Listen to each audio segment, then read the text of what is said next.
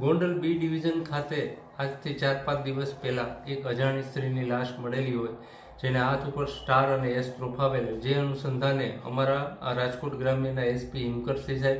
તેમજ આઈજીપી શ્રી અશોક કુમાર યાદવ સાહેબની સૂચના અન્વયે એલસીબી, એસઓજી તેમજ ગોંડલ સિટી બી પોલીસ સ્ટેશનની જુદી જુદી ટીમો કામે લાગેલી, જેમાં એલસીબી ના વિપુલભાઈ ગુજરાતીને તેમજ તેની સાથેના માણસોને હકીકત મળેલી કે આ કામે જે આ મરણ જનાર બેન જે બગસરાના વતની હોય અને જે અનુસંધાને દીપાબેન સોલંકીનું નામ હોય, જે અનુસંધાને તાત્કાલિક આ લાશની ઓળખ થતાં પૂછપરછ કરતા એલસીબીને હકીકત મળેલી કે આ જે ગોંડલના ભગવતપરામાં એક સગીર વયના કાયદાથી સંઘર્ષિત કિશોરે આ જે મરણ જનાર બેન છે તેઓને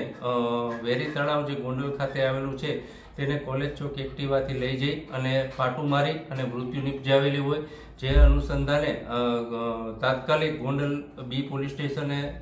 બીએનએસની નવી કલમ 302 મુજબનો ગુનો દાખલ કરવામાં આવેલો છે. તેમજ આ અનુસંધાને પૂછપરછ કરતા જે કાયદાથી સંઘર્ષિત કિશોર તેના ફાધર સાથે આ જે મહિલા હોય તેને આડા સંબંધ હોય, તેનું